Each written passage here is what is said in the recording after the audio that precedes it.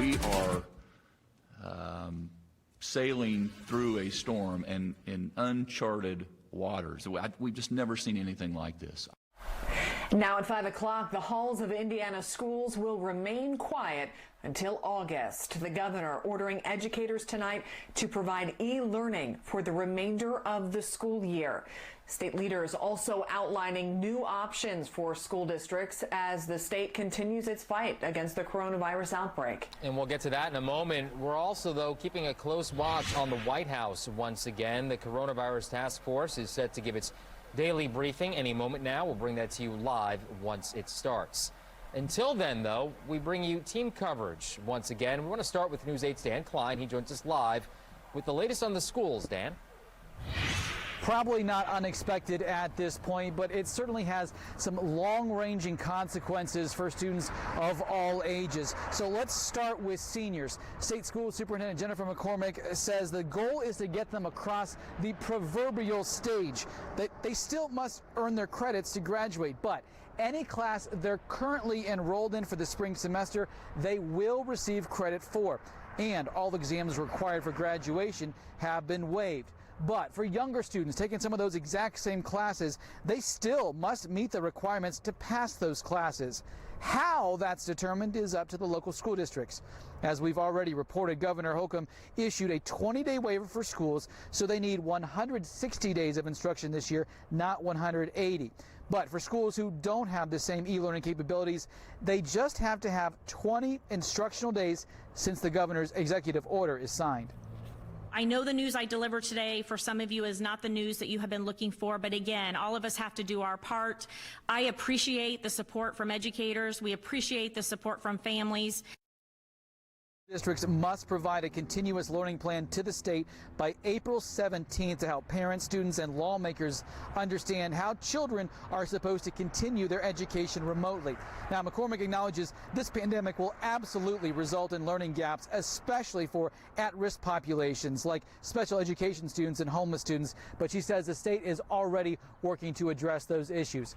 Coming up all new at 6 o'clock, I'm going to tell you how this could affect graduation ceremonies and the actual walking across the stage. Reporting live, Dan Klein, Wish TV, wishtv.com, and be sure to follow us on Facebook.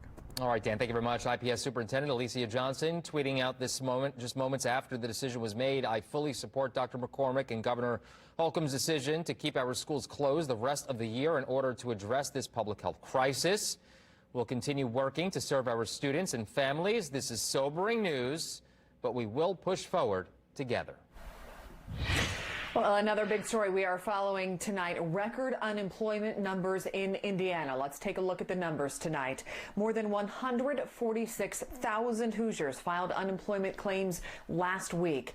Now compare that to the previous one-week high, which was about 28,000 back in January of 2009. The high for 1 month, about 157,000. And just this week, the Department of Workforce Development says they've taken more than 210,000 phone calls. The big numbers may seem shocking, but an economist told News 8 the layoffs, well, they're necessary. Kyle Anderson with the Kelley School of Business says he expects the unemployment numbers to climb even higher, and that's not necessarily a bad thing. I think that it makes sense to be in contraction mode, because those are the things that are necessary to slow the spread of the virus. So I don't view these numbers as being, they're bad, but they're expected and they're the right things for us to be doing right now. Of Workforce Development says next week Hoosiers will be able to apply for benefits by phone.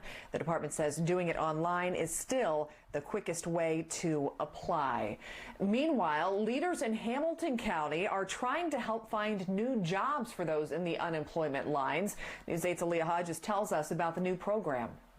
Portillo's Hot Dogs in Fishers is just one of the few places locally that are hiring, and is all part of Hamilton County's job workforce program. The restaurant is looking for a crew member to work the drive-thru and deliveries, including Starbucks on 116th Street. City leaders in Hamilton County say they're receiving many calls from residents who are out of work.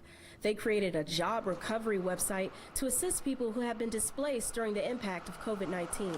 We want to make it as easy as possible. Often, different organizations have their own systems. We want to make sure that we're sending people all just to one simple platform. There are more than a dozen businesses trying to hire in the county.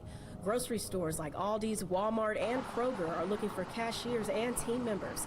The program says job positions listed are temporary, part-time, and full-time. We have a number of manufacturers that are manufacturing products in the healthcare field that they need people today, and those are excellent jobs with excellent career potential. City leaders say they've been working with employers who are looking for workers to help put the recovery job program together and hopes to help many Hoosiers during this tough time. It is updated every day, sometimes multiple times a day. And so we're encouraging people to, if you check today and there wasn't anything for you, check tomorrow. To learn more about the program, visit our website, wishtv.com. In Fishers, I'm Aaliyah Hodges, Wish TV, wishtv.com, and follow us on Facebook.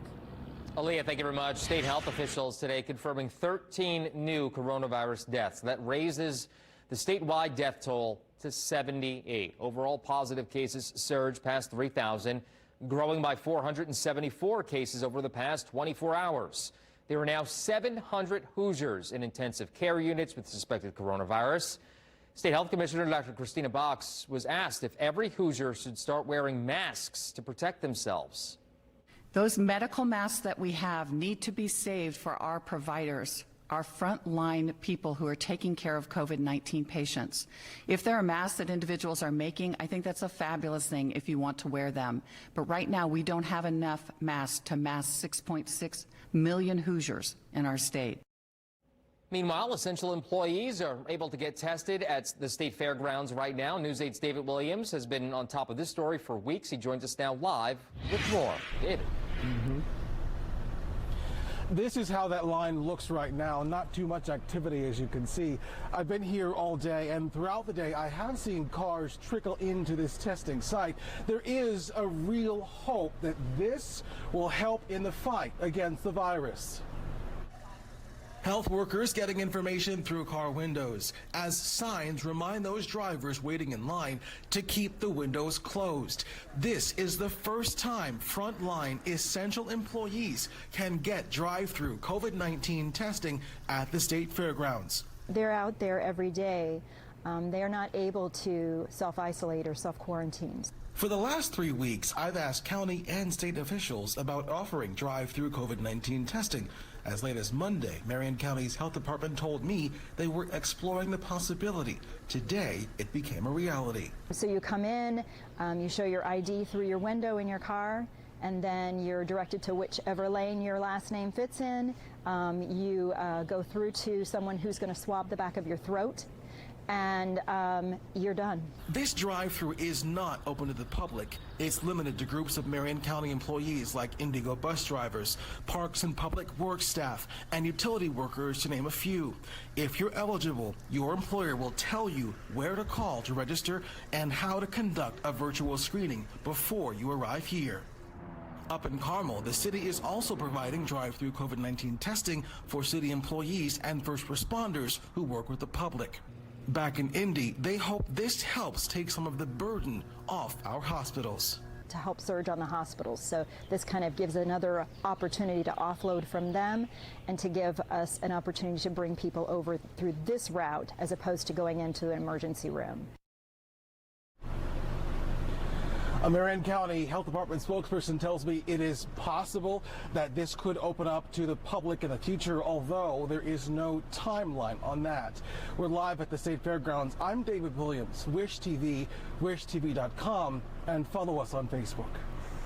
All right, David, thanks so much. Johnson County now under a stay-at-home order through May 1st. The move follows that of Indianapolis Mayor Joe Hogsett issuing the same order for Marion County. Greenwood Mayor Mark Myers said today that confirmed coronavirus cases have increased to a point where maximum precaution is needed. Parks and trails will remain open with the exception of playground equipment. Well, the FDA is making it easier for gay men and some other groups to donate blood. That's because of the ongoing shortage. Gay men who were sexually active now only have to wait 3 months to donate. That's down from the 1-year waiting period. The policy also applies to people who have gotten tattoos and piercings. Canceled blood drives have decimated donations. The FDA says recent data shows the new guidelines will not compromise the safety of the blood supply.